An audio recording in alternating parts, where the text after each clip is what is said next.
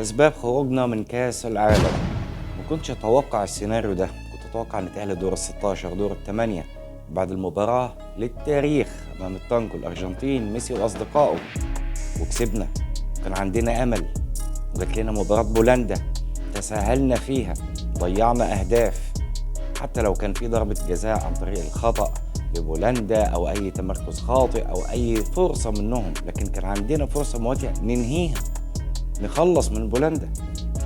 جت بعدها مباراة المكسيك، بعتبرها مباراة تحصيل حاصل نظرا لريناد التشكيل الغريب على البليهي. لأول مرة مباراة الحسم لعبوا زي أيسر، سعود عبد الحميد لعبوا محور. كان في لخبطة، كنت هتحس إن ريناد بايع المباراة، إن ريناد فقد الشغف من بعد مباراة بولندا. مستحيل حتى لو في غيابات أو في إصابات، وسلمان وياسر، والإصابة فعلا صعبة جدا على ياسر الشهراني، لكن تعالوا نشوف مع بعض حزن الجماهير في الاستاد بعد المباراة فعلا بشكل لا يوصف. كلنا زعلانين، كلنا كنا نتوقع مشاركة ممتازة بعد 94. وهذا سعيد جعوران، فهد ورشيان، وفؤاد أنور، مباراة أكثر من رائعة. كنت أتمنى ال16 مش الخروج بالشكل ده، إن احنا نكون مع المغرب.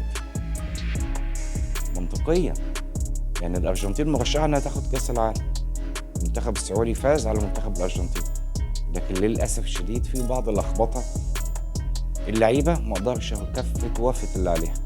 ريناد التشكيل الخاطئ، مباراة المكسيك كانش له أي داعي بالمرة تماما، أخطاء كتيرة. هنقول قدر الله ما شاء فعل، ولازم نراجع موضوع 8 لاعبين أجانب، لأن فعلا دمر المواهب السعودية. شفنا لو لاعب أو إصابة ممكن ما نعرفش نعوضه تاني.